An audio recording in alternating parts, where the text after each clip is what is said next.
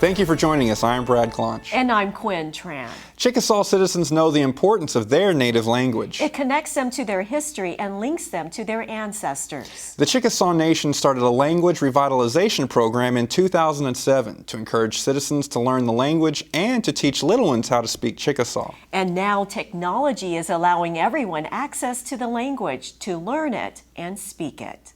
It's a strong and powerful tool that no matter where you are in the whole world, a Chickasaw can find out how to say something. And when they say that in their language, it connects them back to us.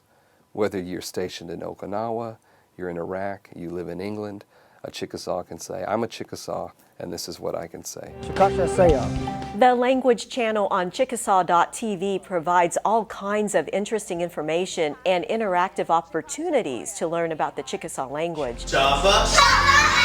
You'll get to meet some of the fluent speakers, hear them speak the language. Next week, Listen to the lessons that teach basic things like greetings.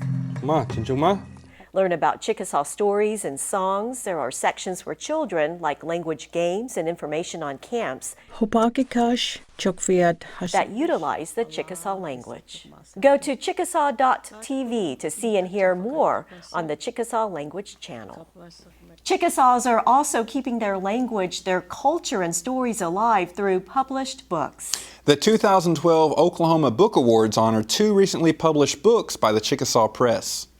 And I just have felt called, Jeannie can tell you, I have felt called to do this. Not necessarily a book, but to do the storytelling, to reach as many people as I could with these stories so that they wouldn't die. Because they're too valuable, they're too important. Glenda Galvin compiled and wrote this book that shares Chickasaw stories that have been passed down for several generations. Chikasha Stories, Volume 1, Shared Spirit, also features illustrations by Jeannie Barber. The 2012 Oklahoma Book Award gave the publication top honors in the children's category. Another Chickasaw Press publication that received praise was this cookbook. Ilimpa'chi, We're Gonna Eat, is a collection of Chickasaw favorite recipes, foods, and traditional meals. The publication earned honors in the category of illustration and photography. Here's another special recognition presented to the Chickasaw Nation. The Chickasaw Cultural Center in Sulphur earned a Redbud Award for Outstanding New Attraction. The annual Redbud Awards recognizes Oklahoma's top tourism attractions, events, programs, and organizations. More than 100 entries in 16 categories were evaluated by out-of-state tourism and marketing professionals. Judging criteria included customer service and experience, marketing effectiveness, and creativity. The Cultural Center is a beautiful place that features Chickasaw history, heritage, language, and life. You can explore more about the Cultural Center by visiting www.chickasawculturalcenter.com. We want to remind you about an exciting opportunity for Chickasaws interested in acting, modeling, or voice talent. The Chickasaw Nation is hosting an open casting call this month to identify those who would like to be involved in our upcoming projects, productions, and publications. The casting call is open to all ages. No prior experience is required. You do have to fill out an application, and you can get that application at chickasaw.net. Those applications must be received by June 15th. Well, Chickasaws who are involved in theater arts, the performing arts, and storytelling are inspired by a very special Chickasaw woman. Her name is Tana. She was a traditional native storyteller who traveled the world performing before royalty and dignitaries. Tana was a woman before her time. Her life will be shared and celebrated in 2 upcoming performance venues. I just feel her in my heart. I so identify with her in terms of words and being touched by the beauty of her life and knowing a little more about Native culture. JudyLee Oliva is a Chickasaw playwright and college professor. In 1993, while doing research at the University of Oklahoma, she came across 91 files, information that shed light on a long and remarkable life of a Chickasaw woman. Her name, Mary Frances Thompson Fisher, known as Tana. She led the way at a time there was not too many people doing what she was doing. She was doing her legends and educating people. She performed at the White House. She performed for the King and Queen of England, but I had never heard of her. She made it a mission to write a play that told the life of Tana. Oliva spent more than 3 years doing research, blessed to be able to meet with Tana once before she passed away. I was struck by her voice because she was 96 or 7 at the time, and she still had a beautiful speaking voice, and she still gestured beautifully. I spent one summer reading probably 300 letters that the family had, just reading letters, reading letters, reading letters, beautifully written letters. She would use the moons, like she would say, it's the 16th sun of the wild rose moon, 1933. That's poetry right there. In fact, I even took all the headings of the letters and the dates and made sure that they're in the play exactly the way she said them. How do you tell 100 years in 2 hours?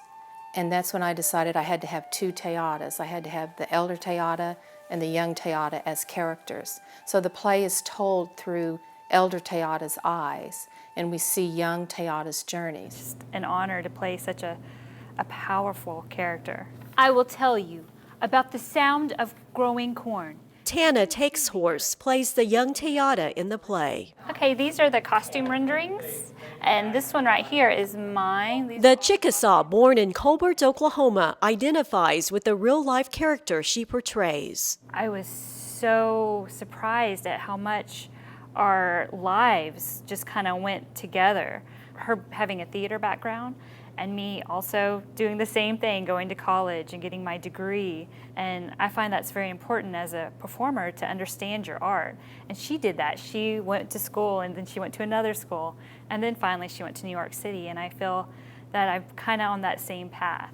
I really like her monologues, her storytelling, because it's a break. She's not talking to someone, she's performing in performance mode, which I'm very accustomed to. And the way she says her words and how she moves, it's mesmerizing. Do a read through. On this day, the actors in the play gather for a reading to prepare for their performance at Oklahoma City University. Be proud of who you are. The cast and crew will also travel to Washington, D.C. to perform at the National Museum of the American Indian. Don't they know I'm not a patient woman and I have things to do? For Nancy McDonald, this play helps her connect with her Chickasaw roots. The New York City actress portrays the older Teata. She says to her surprise, she and Teata are 4th cousins. It's an honor for her to bring to life an elder's story. It goes very deep.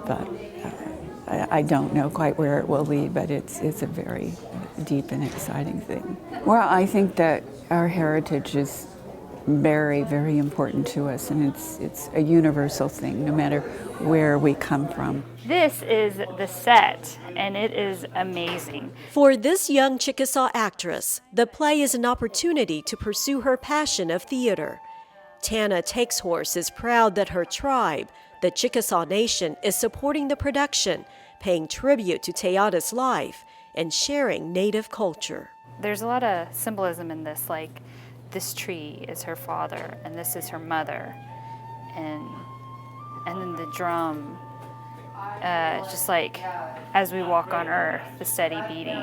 Tana Takes Horse admires what Teata achieved in life, teaching and uniting people. I think the message is about the unity of everything in Teata's life, the Indian culture and the white culture coming together, and just the blending of everything in Teata's life. I would like to convey that Teata was a person that brought all these things together. And I believe that she was just trying to show the world, us, the American Indian. She was giving this little gift of our traditions to other people so they could pass it on to others, and it could just keep on growing. It's an exciting summer for the cast and crew. Again, up first is their big performance later this month at Oklahoma City University.